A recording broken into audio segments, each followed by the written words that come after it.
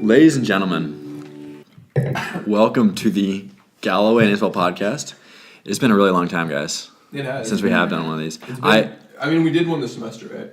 Yeah, okay, so we did one in the fall, and it was for another podcast that I was like sort of setting up about daily routines, but that never really kind of happened.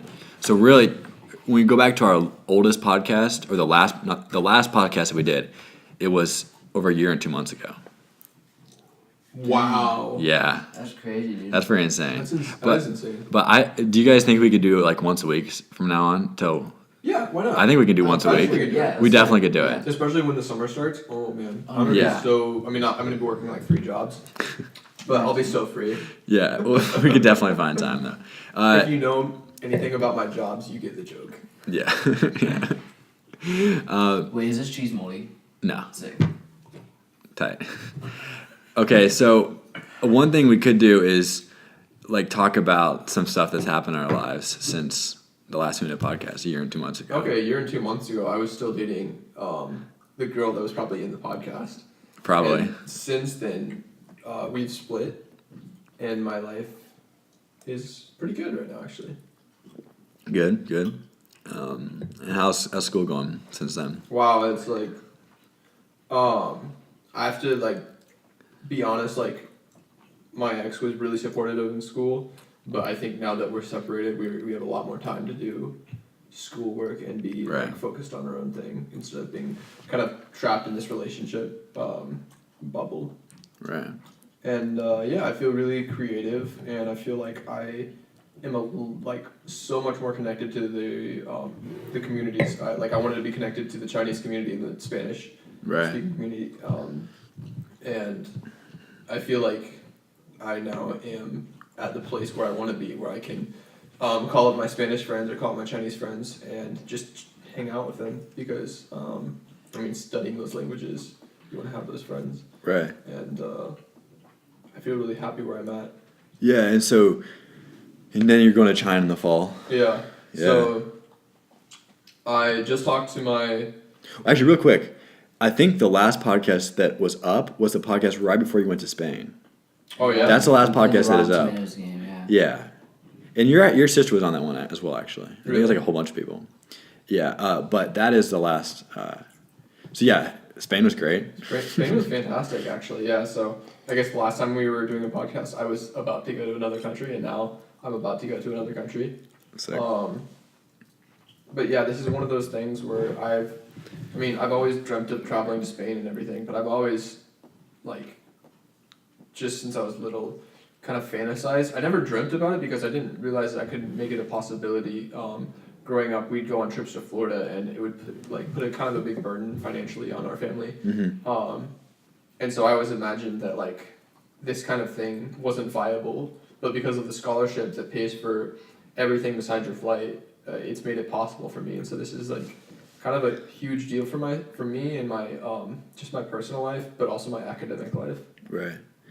Yeah, another thing I just thought of for the listeners who are tuning in for the first time since February of 2018, when we tried to make an effort to have half an hour or less podcasts, that's not happening anymore. Oh, really? No. It's going to be if we want to Joe Rogan, bro. If we want to talk for 90 minutes, we're just going to do it. And just, they can not listen or whatever, it's cool. Yeah, sure. I don't really care. I listened to the podcast with Caden. Oh, yeah? That was really good. We went a long time. He did a good job. That was really cool, and what surprised me is his voice. I haven't seen that kid in a long time, and his voice was whoa. It's the same thing that happened with me and my cousin, Ocean. You know Ocean? Yeah. I listened to him for the first time in a couple of years on Instagram, and I'm like, whoa, what? Where?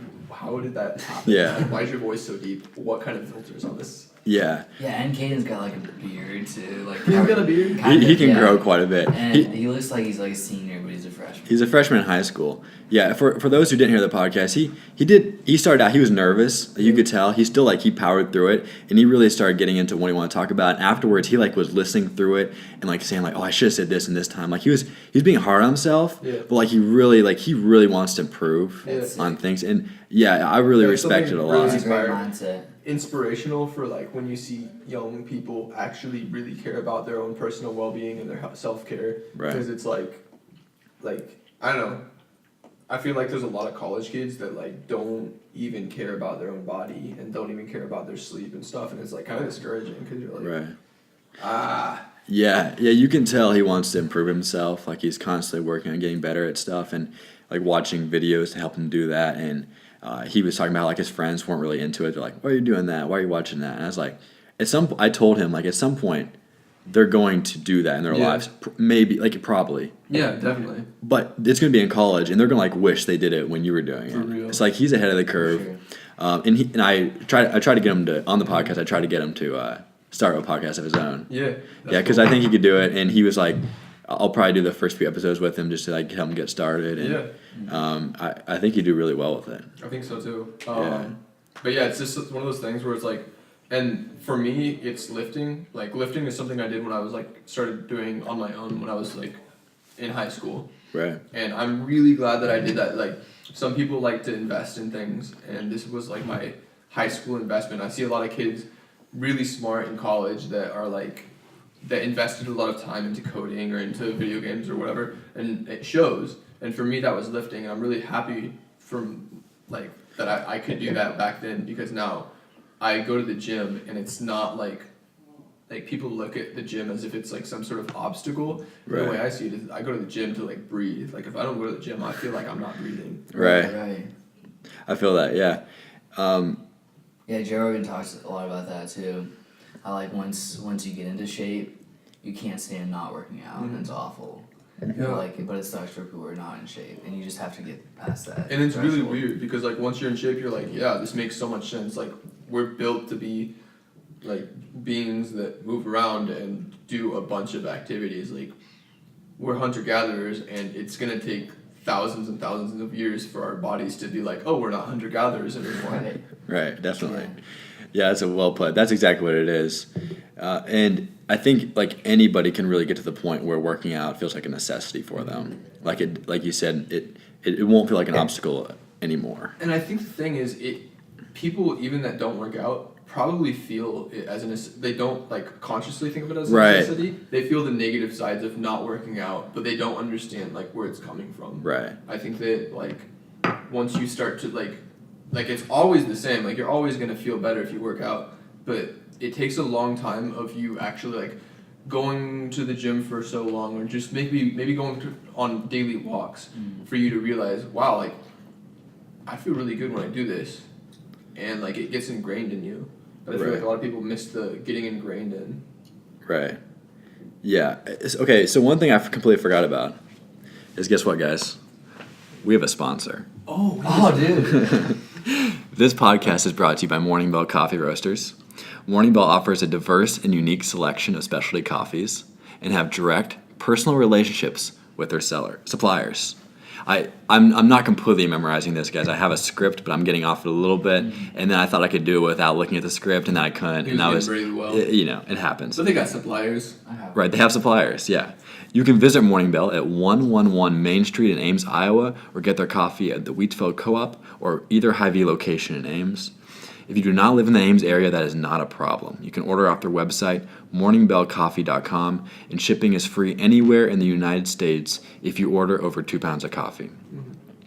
And whether you visit the actual location or order online, let them know we sent you. They like hearing about how new customers hear about their business, and it shows us and them that this sponsorship thing actually works. Wow. Yeah. This is so That was true. well said. That's well Oh, played. Very thank you well very much.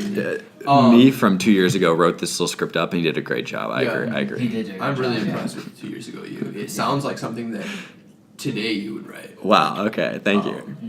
This is not a sponsor, by the way, but I was just gonna bring up Wheatfield. Yeah. Every time I walk into Wheatfield, it feels like I'm in another country or something. Mm-hmm. Like it doesn't feel like you walk into Wheatfield. Well, you walk into Hy-Vee. If you're not from the Midwest, you walk into Hy-Vee and you're like, "What is going on?"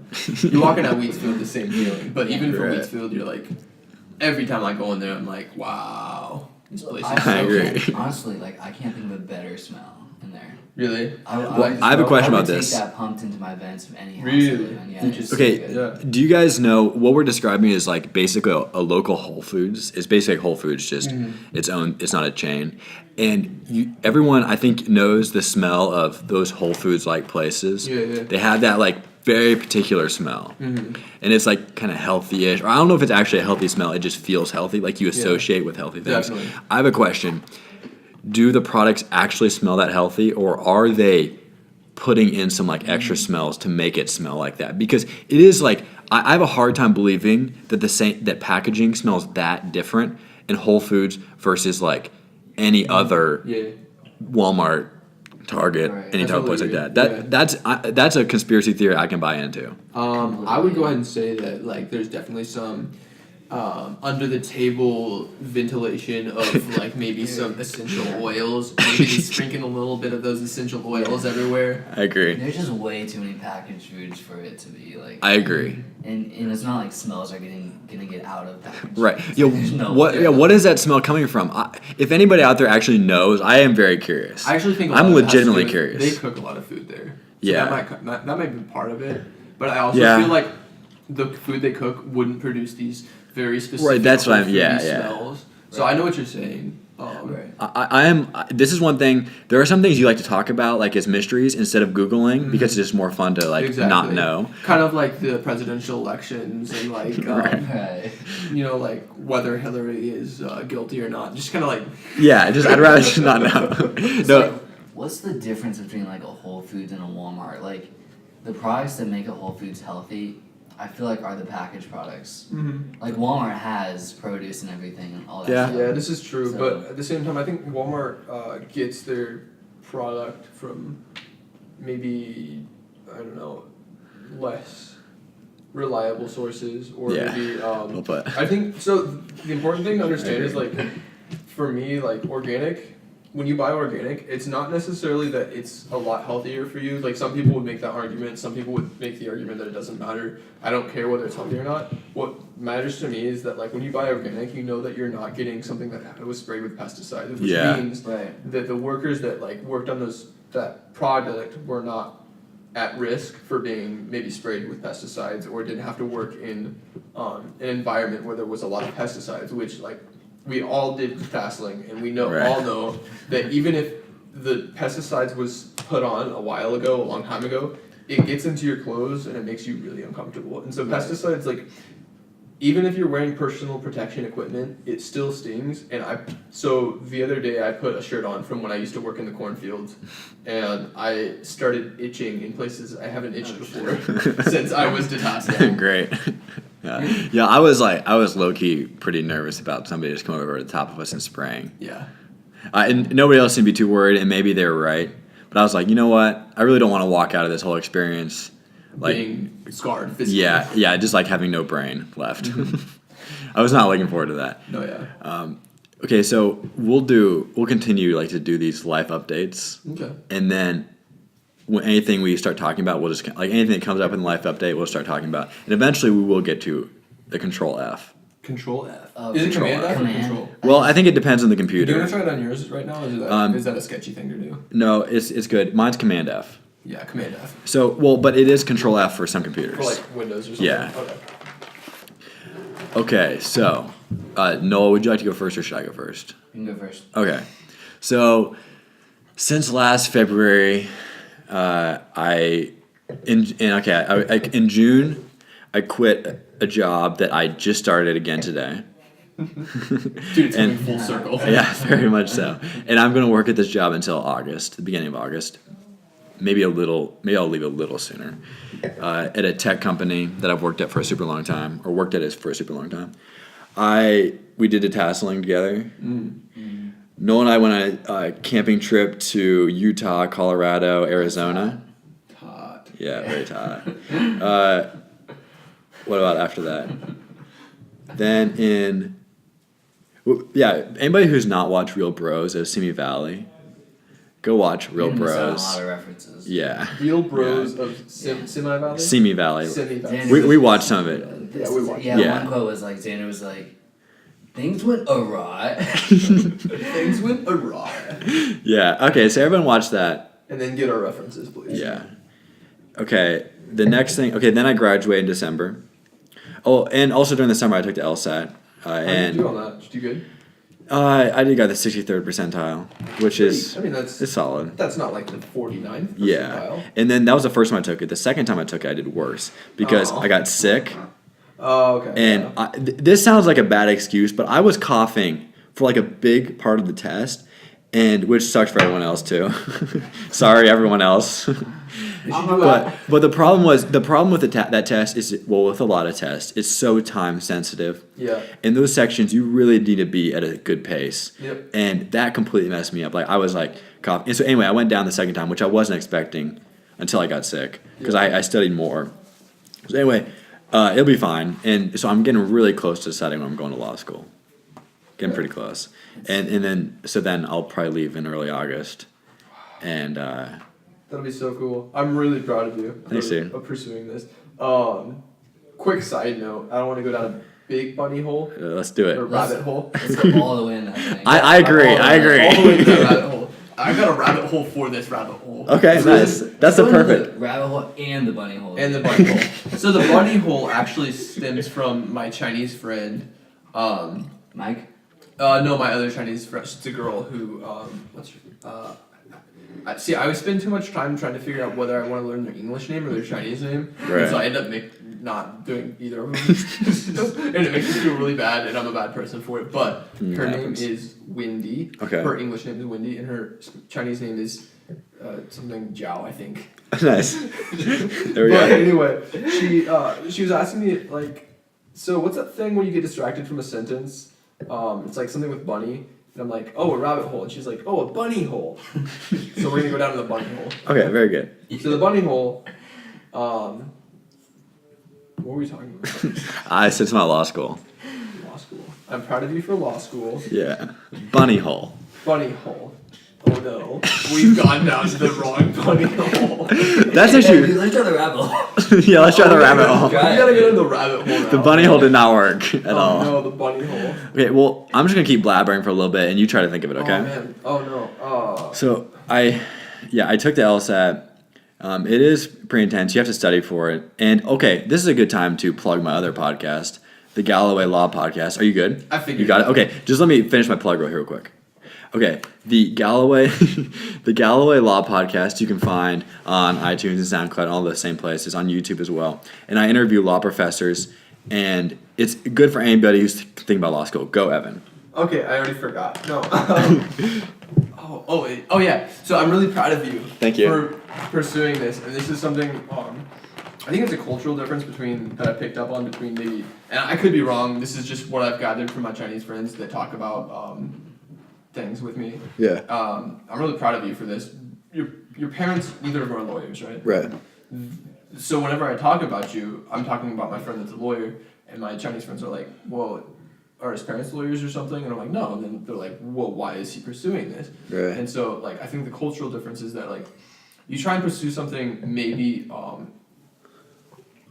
kind of in line with what your parents are doing. Yeah. And this is probably different for people from rural areas that, like, their parents maybe are farmers and they want to kind of move up in society. Right. But for the most part, my Chinese friends have been like, well, why is Tommy pursuing law? Yeah. And I think that's something that's different maybe about our cultures. And I could be wrong because my sample size is probably like 5. Right. Well, I this is a big topic that I think about a lot, and I think, and Noel and I have talked about quite a bit, is how much of what you actually want to do versus what people in your family have just done. Exactly. And I do think that there's a lot of people in our culture who basically just do exactly. Yeah. They think kind of like, and I even had this for a while. It's like, you know what? That's not what we do. We don't go to law school. Mhm. Like, it's not what our family That's not what the does. Galloways Like do. that's not like I just don't like I really don't know anybody like in my family who like we barely anybody goes to graduate school or you know it's sort of like, and so for me it was kind of for a while I just sort of like you know what that's but I'm glad I got over that before it's too late because You're this really a trailblazer. Yeah, I mean, it's like, and I think that we know a lot of people who probably we feel like are capable of more than what they are doing, but they're doing it because that's sort of what their family does. Yeah. And I would encourage everybody to try to snap out of that Mm-hmm. because you have to honestly evaluate yourself and say like, what is the most I can do, and then do I want to do that? Yeah. And then if I do want to do that, and it's the most I can do, just do it. Like there really should be no other thought process besides that. I think you also kind of have to take into account. So you should definitely be true to who you are, but then also be kind of paying attention to like what opportunities there are. So for me, if I wasn't my goal right now, okay, so starting from base one, I study Spanish, right? Yeah. If I was only ever thinking I'm only gonna study Spanish, I'm only gonna learn Spanish, I'm gonna be the best Spanish speaker. Maybe that's what I became. Like maybe I'm the guy that ended up studying abroad, like and living in Spain or whatever. But because I was open to like, new opportunities and different ideas, I was able to say, well, why can't I study in China? Like why can't I learn Chinese and study in China?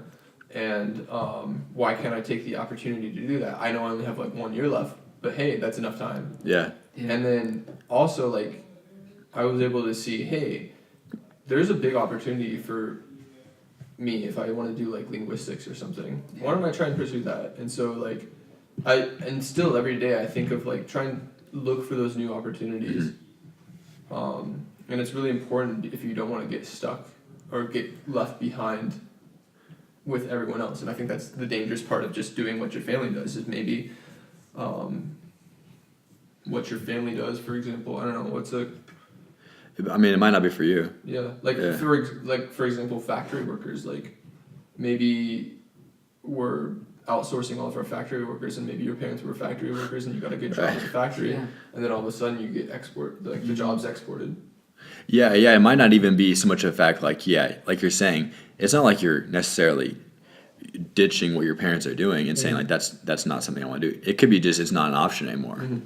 Yeah, and like I think a good motivation is kind of think about your kids like in the future. Mm-hmm. Think about what they like, how they will view you, and just giving them that opportunity to feel like they can do anything they want, yeah.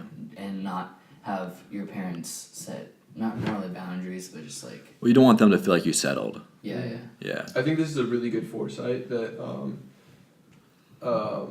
is really important to have at our age. The like foresight of like, well, is my kid gonna look up to me because I went and got and like what I wanted to do done, and I achieved big goals Yeah. because I was like the person that was outgoing enough to like really go for it. Yeah. Yeah.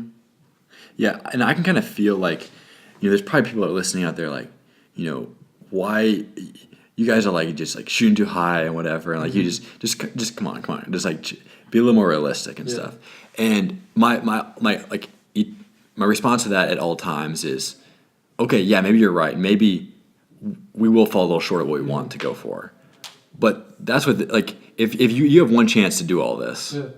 You might as well shoot as high as you Shoot as can. high as you can, Yeah, yeah. what? Yeah. And that was basically all Kate and I talked. Kate and I, the whole podcast with Kate and I was that. Shoot for the stars. Yeah, exactly. And you fall a little short, whatever, fine. At least you tried. Yeah, even if you follow the shirt, you're still gonna be a lot higher than what you were gonna be. I think Yeah. the most important thing is to surround yourself with people that tell you to shoot for the stars. Yeah. And to tell you, because like you can surround yourself with people that say, be reasonable, come on, be reasonable. And you're gonna end up being reasonable to Yeah. the point of like suffocating, Right. And like, that was, I just went to Boston for my spring break with my friend Alberto. And it was probably one of the like coolest experiences I've had traveling. And I was really inspired because we got to visit Harvard and MIT. But at Harvard, Alberto, my friend, he has his father's cousin works there, and he was able to give us a tour, and Nice. he was really inspirational. It wasn't what I was expecting. I was expecting just like maybe a little pretentious guy that was kind of like a little bit snobby. And Right. It wasn't that. It was someone that was really down to earth, and he was really motivational, and he talked about he's like, hey, you guys need to apply. Right. And it was like, wow, this guy gets it. Like, there's no harm in applying. There's no Yeah, harm in definitely. trying. Because you don't make it, you don't make it. But, like, if you never apply, you never know. Right. Yeah. Definitely. Yeah, I had a thought that I just completely lost. But one thing that one of the professors that I interviewed for the law podcast, he went to Harvard for his master's of law, like a 1-year master of law, and he said the biggest advantage there, and a lot of great schools, is that your fellow classmates are also really thinking about exciting things and stuff. It's just like, you just learn a lot from your classmates as well. That's so important to have that great environment. Like, I was just talking to one of my friends today. He was not interviewing me, but he was testing his product on me. He was like, wanted to see my opinion, and he's making this app for social networking type of thing. It's not trying to be a Facebook. It's not trying to be something like big like that. It's got a very specific goal, but it was really cool because I was like, there's not a lot of people like that there's a lot of really smart people in Iowa State. At our university, there's a lot of really smart people,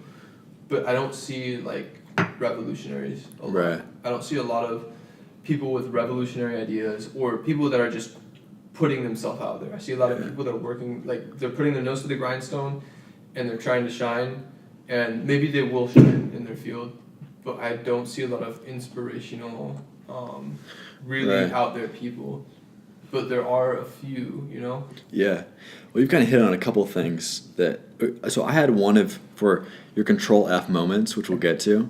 One of them was what you basically just said about surrounding yourself with people who are saying like, shoot for the top or whatever. Basically, just that one of my Control F moments is like when you realizing that the people you surround yourself with will have a big effect on you and your mindset and how you think about things.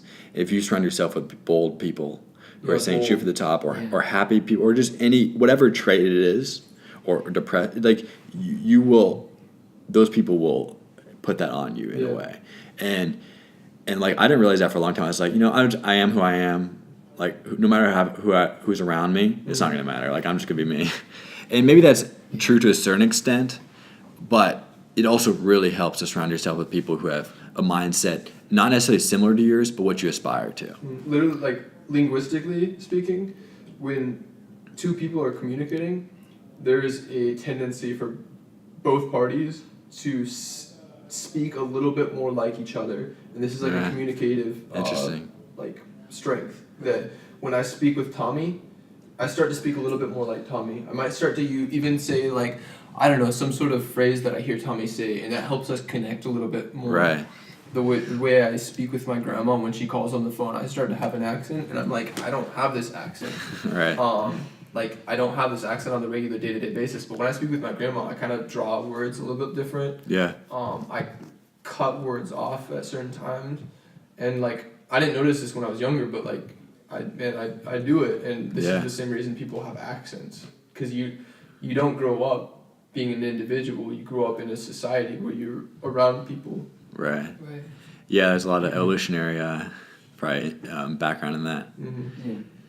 Yeah. Okay. So I think I finished my life update basically. Noah, would you like to tell us? So let's paint a picture real quick. A year and 2 months ago, you were in high school. Oh, dude, that feels like 10 years ago. Dude, I believe it. It's so many things have happened. Anyway, so I graduated high school. Yeah. What's up? Then I went on a trip with Thomas. Went to the desert. Yeah. And then tasseling. That was super sick. And then started college. Started studying psychology. Nice. And my dream job is to be a counseling psychologist. That's really cool. And just like to help people and just like to feel like you're making people's lives better. It'd be super sick. Yeah. And I know that like I think people aren't necessarily fond of my degree choice. People? But like those people didn't exactly pursue their dreams either. Can we know who these people are? Is this friends or family or? I wouldn't say it's like certain people. I just like I feel like those people would be discouraging with that. I understand. And then so so right now I'm just working on counseling psychology. Nice. And college is going really well. It's fantastic. Yeah. I had a pretty solid GPA first semester. Yeah. How was it? 3.67, dude. Dude, nice. Tell us about your RA, research assistant Oh, yeah, position. dude. You have a Like, research assistant Yeah, position? dude. And so like I asked my advisor if I could do that, and she was like, you have to be a sophomore. And then so I emailed the people anyway. to try to Dude, get that's in. the way to do Oh, it. dude. Yeah, that's what's up. Dude, Yeah. I got Hey, in. you've been listening, I bro. got in, Yeah, I mean like I was told I couldn't do it, but then I did it. No, yeah, that's awful. And then Especially since it's your advisor telling Yeah, you yeah. not That's to pretty pursue bad. It's something that's gonna ridiculous. Yeah. completely separate you from everyone in your class. Yeah. Yeah. And then so I ended up doing these like mock interrogations. Mm-hmm. And so like I would have 3 scripts, one not as aggressive as like the other ones. Mm-hmm. And then they'd tell me to do a script, and then I'd say it, like do my script. Then they like the person I was talking to, the confessor or interrogatee would say the response, and then I'd go back and forth. And then it was really funny because people would get super uncomfortable because I was like super serious and straight faced, and I started to like laugh and stuff because it just I don't know. They get so uncomfortable. Yeah. And then so yeah, that was pretty fun. Nice. I'm really proud of you, man. Yeah, that's Pushing good. yourself past what, Yeah. like, even like your advisor says. Yeah, that's Yeah. crazy. Literally, like, my advice for kids that are in college, like, put your nose to the grinding stone, and you're gonna be different. And like, people are like, even your advisors are gonna look down on you, or they're gonna be like, oh, this kid's not ready. And like, don't overload yourself, but take opportunities and like do what you do. Do exactly what you want. Well, that makes me think of like rules in general, and how there's obviously like there's laws, but there's also just rules that people have about certain things. Yeah. And that's a perfect example. Like, okay, you can't do something until you're a sophomore.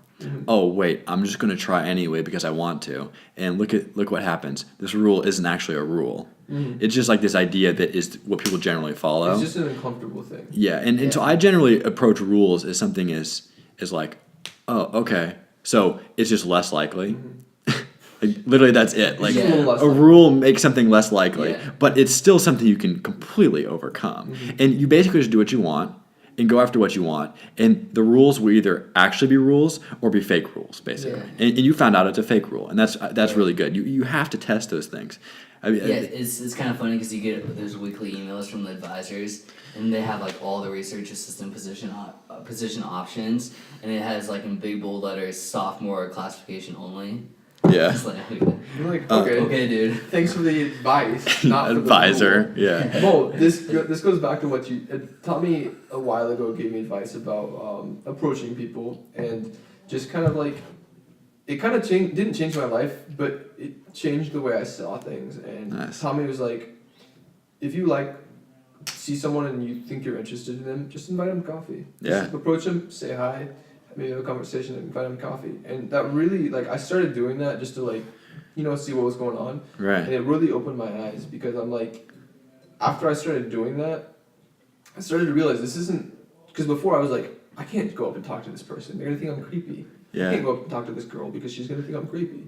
And then I started to realize the more I did it, the more people were happy that I went up and Yeah. talked to them. They were Yeah. happy to see someone was interested Right. in them. And I'm like, wow, this makes total sense. I would be happy if someone came up and talked Yeah. to me because like, Yeah, exactly. Yeah, what helps is to imagine like what if that person came up to talk to you, you'd be super Yeah. super stoked. yeah. Yeah, dude. Yeah, I mean, honestly, like when people say like you say that, like how that really helped, like that's like the greatest thing ever to hear, dude. I appreciate that. Yeah, yeah, like people, like the people want it. It makes them feel good a lot of times. It's like I mentioned when I was talking to you about it, I was like I broke it down into 3 categories. Like this is a third.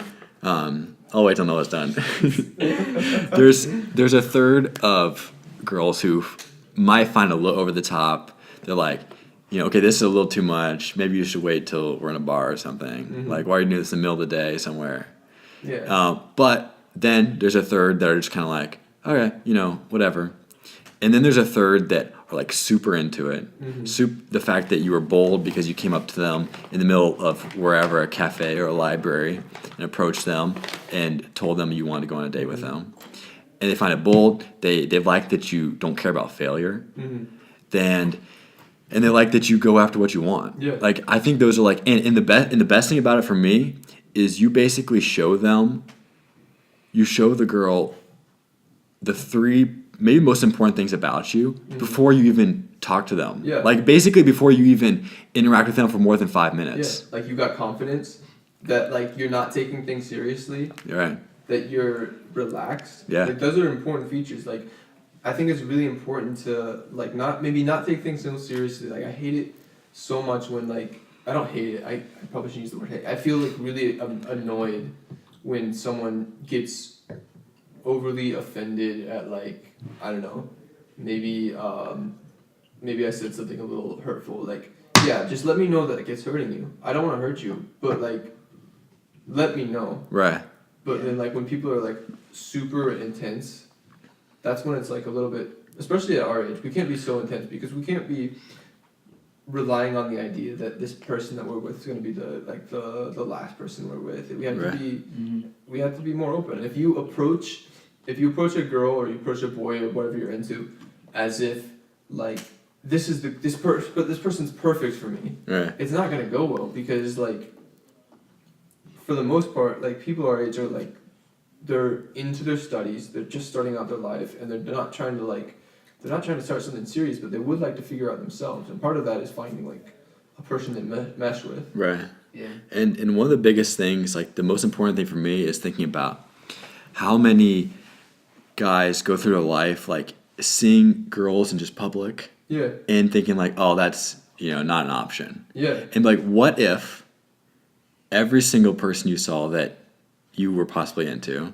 or like you said, I might be really into her. I wish we had saw her. I wish I had like met her under different circumstances. What if that was no longer a problem? yeah. What if like every single option was an option? And like I think just that in itself is enough to make you just go for it. Yeah, and when you go for it, the more you go for it, I feel like the less creepy you are. Because I think the reason I didn't used to go for it is I didn't want to come off as creepy. Right. But I think like I'm starting to realize now, it's more creepy to like not go for it because like creepy is when you're not being true. Like when you're lying about your intentions, that's creepy. Right. Like when you're like stalking around, like looking. Yeah. That's weird. That's creepy. It's weird. But when you're straightforward and you're like, hey, I like you. Yeah. I think we should try something. Like we should go to Right. coffee. We should see each other. We should understand like what it feels like to be around each other. Right. That's straightforward. That's honest. And that's not creepy. Yeah, exactly. It's bold. Like Tom was saying like about those 3 components of like what you want them to see in you. By doing that, like you don't have to like prove it for the next like Yeah. multiple days that Yeah. you are that. Exactly. You Right. do it in 10 seconds. Yeah, that's what happens. So for me, I show them exactly who I am Mm-hmm. right away. And then I can just, I can't completely chill, but I can basically chill because for example, if someone set up a date for you, Mm-hmm.